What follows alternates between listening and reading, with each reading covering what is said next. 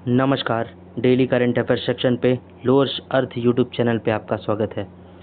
आज हम इस वीडियो में 20 और 21 अप्रैल के करंट अफेयर्स कवर करेंगे।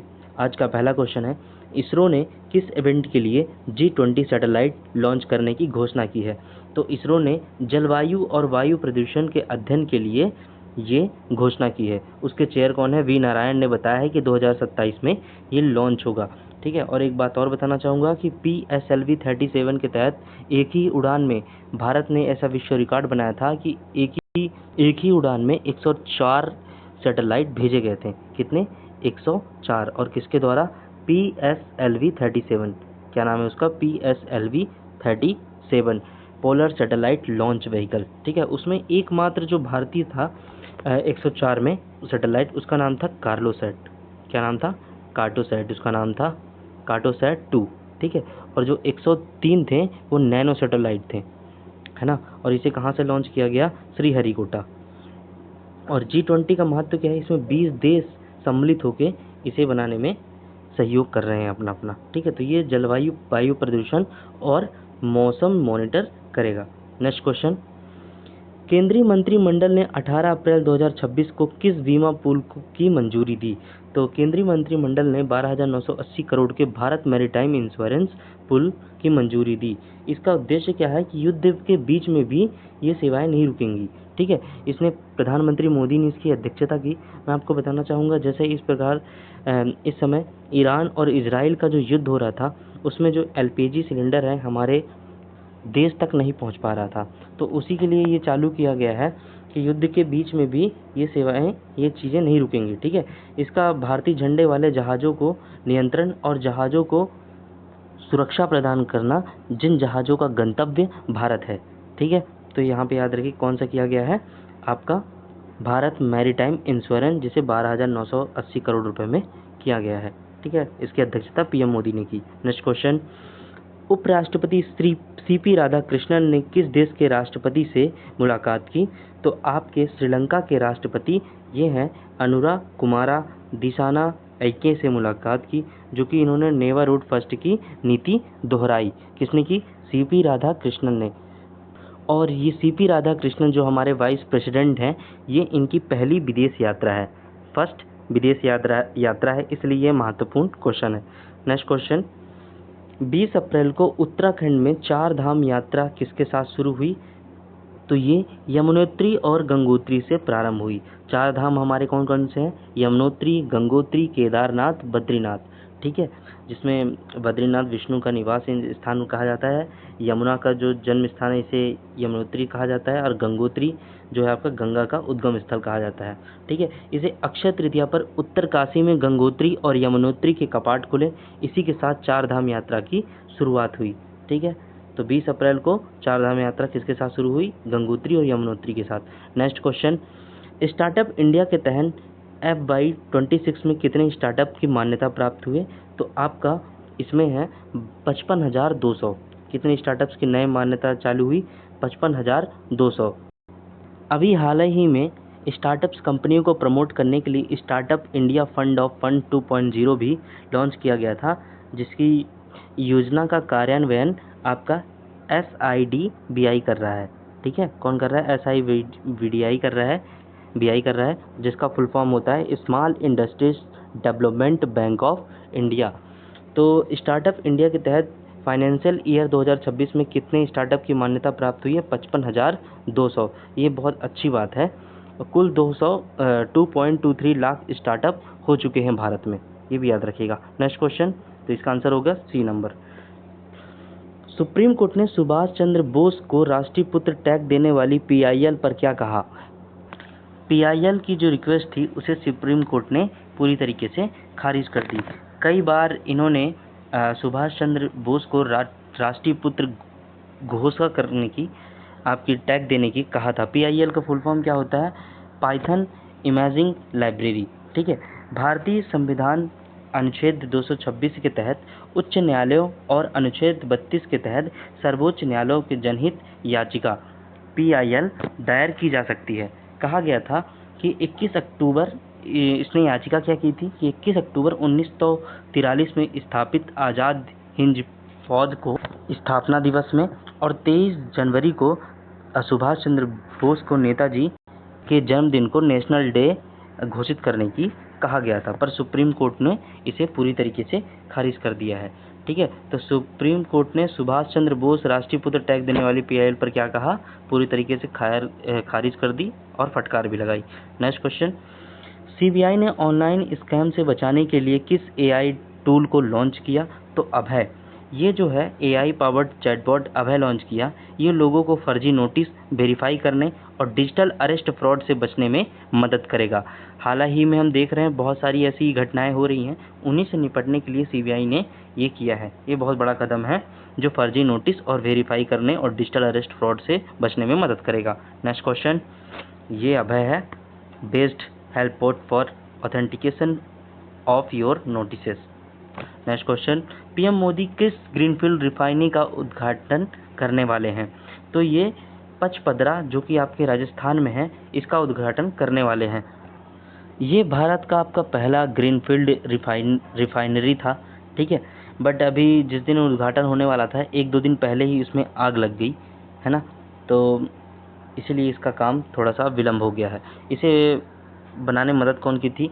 Hindustan petroleum corporation limited HPCL ने इसकी मदद की थी। ठीक है, और हम देखते हैं और कहाँ कहाँ अपने देश में है। तो पारादीप तेल शोधनगर IOCL Indian oil corporation limited ने इसे बनाने में सहयोग किया है, और बुखाई सेल शोधनगर HPCL ने इसे बनाने में मदद की है। हिंदुस्तान पेट्रोलियम कॉरपोरेशन लिमिटेड, ठीक है, ये जो कि महाराष्ट्र में है, कौन सा? बुखोई सेल शोधनगर। विशाखापट्टनम में जो स्थित है विशाखापट्टनम शोधनागार HPCL ने इसे बनाया है। ठीक है, जो कि आंध्र प्रदेश में है। तो कहाँ पे होने वाला था ये? राजस्थान के पचपदरा में। नेक्स्ट क्वेश्चन, आंध्र प्रदेश में 14 अप्रैल 2026 को क्या लॉन्च करने वाला है? तो ये आपका भारत का पहला क्वांटम कंप्यूटर, भारत का पहला क्वांटम कंप्यूटर ये होने वाला है, मतलब हो चुका है 14 अप्रैल 2026 को, जो बड़ी सी बड़ी जो गणनाएं होती हैं बहुत ही कम समय में उन्हें सॉल्व करके रख देगा। ये साधारण कंप्यूटर से बहुत तेज़ होता है। तो भारत का पहला क्वांटम कंप्यूटर कहाँ पे हुआ है? अमरावती में, आंध्र प्रदेश के अमरावती में। ठीक है, नेक्स्ट क्वेश्चन, भारत के नए हाई कमिश्नर टू बांग्लादेश कौन बने? तो दिनेश त्रिवेदी बनने वाले ऐसे पहले भारतीय हैं जो कि प्रणव वर्मा की जगह लेंगे। किसकी जगह लेंगे? ये प्रणव वर्मा की जगह लेंगे। तो दिनेश त्रिवेदी जो हैं आपके हाई कमिश्नर टू बांग्लादेश के बनेंगे। नेक्स्ट क्वेश्चन, रक्षा मंत्रालय ने किस देश से 26 राफेल मरीन फाइटर जेट खरीदने की डील साइन की? जो आपकी राफेल मरीन फाइटर है, इसे फ्रांस की कंपनी डेवॉल्ट एविएशन करती है इसका निर्माण। कौन सी? फ्रांस की डेवॉल्ट एविएशन कंपनी निर्माण करती है राफेल मरीन फाइटर का। ठीक है, इसमें जो INS विक्रांत और INS विक्रमादित्य जो आपका है, ये रसिया से लिया गया है।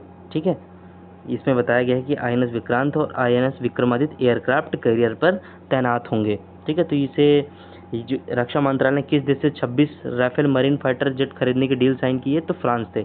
कौन सी कंपनी फ्रांस की बनाती है?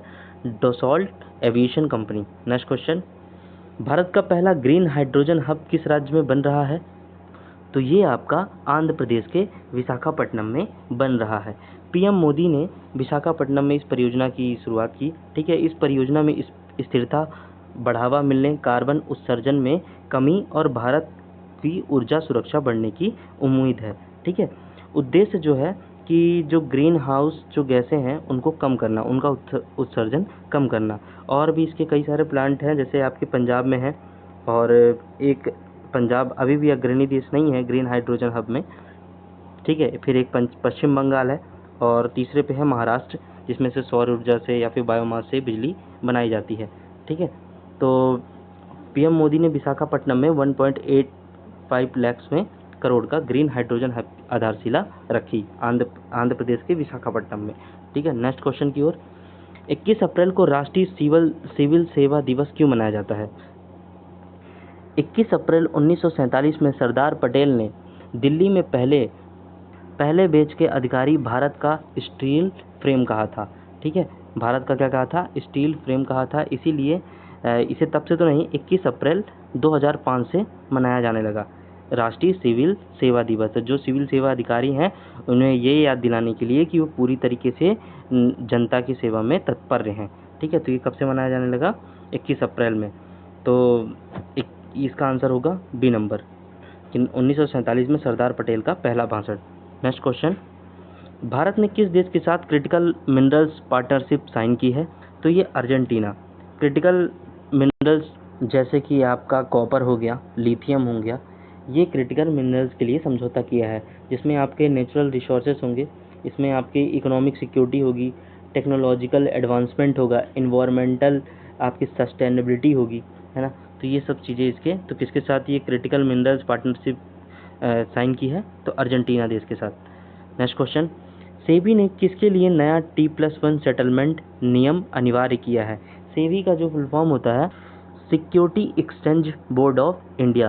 पहले जो भारत में है T+1 चलती थी। T+1 मतलब क्या होता है कि जब हम शेयर खरीदते हैं और जो धन का जो निपटान है वो पहले होता है और उसके 24 घंटे बाद धन का निपटान होता था। बट अभी आपका सेबी ने T+1 सेटलमेंट नियम जारी किया है। इसका मतलब क्या होता है कि जब आप शेयर खरीदते हैं या बेचते हैं तो निपटान यानी धन का आदान प्रदान उसी दिन होगा। ये इसका नियम है। सेबी की स्थापना कब हुई थी? आपकी सेबी की स्थापना हुई थी 12 अप्रैल 1988 को। कब हुई थी? 12 अप्रैल 1988 को। ठीक है, इस टाइम पे इसके जो अध्यक्ष हैं वो तुहिन कांता पांडे हैं। कौन है? तुहिन कांता पांडे। तो सेबी ने किसके लिए नया T+0 सेटलमेंट नियम अनिवार्य किया है? तो ये किया है आपके टॉप 500 स्टॉक्स में, है ना। नेक्स्ट क्वेश्चन की ओर।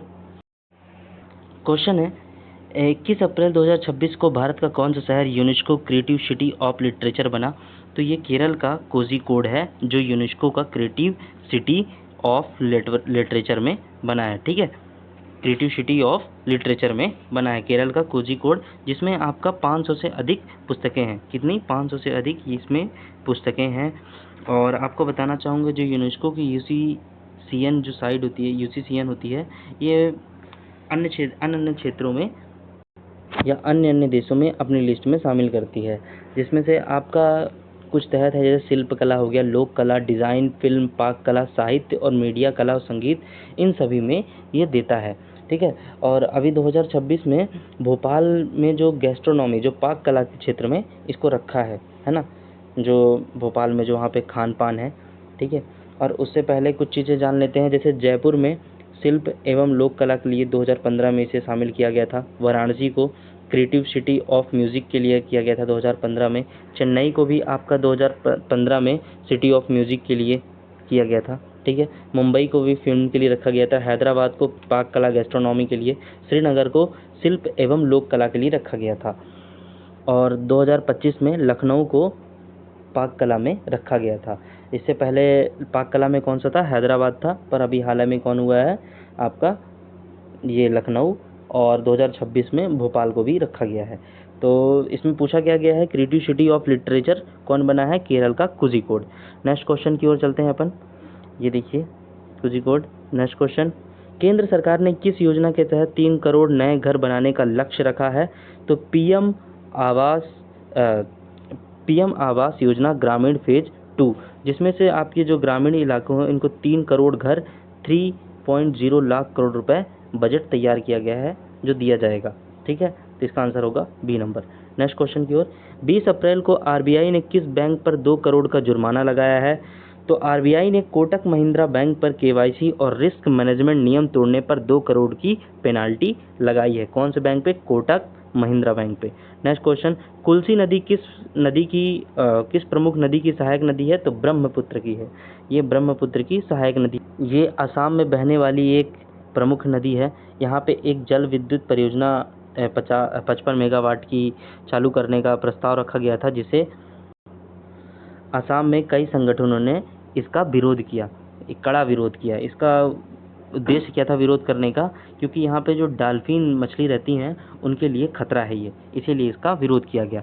नेक्स्ट क्वेश्चन, AICTE ने भारतीय भाषाओं को बढ़ावा देने के लिए किस योजना का तीसरा संस्करण लॉन्च किया? तो all India council of technical education ने वाणी योजना शुरू की, जो भारतीय भाषाओं को बढ़ावा देने के लिए किया गया है। ये इसका तीसरा संस्करण है। तो कौन सी योजना चालू की गई है? AICTE वाणी। इसका फुल फॉर्म क्या होता है? All India council for technical education. ठीक है, तो यहीं से 20 और 21 अप्रैल का जो इम्पोर्टेंट करंट अफेयर्स है मैंने आपको बता दिए हैं। आगे ऐसी और इन्फॉर्मेटिव वीडियो के लिए चैनल को सब्सक्राइब कीजिए, लाइक कीजिए। Thank you.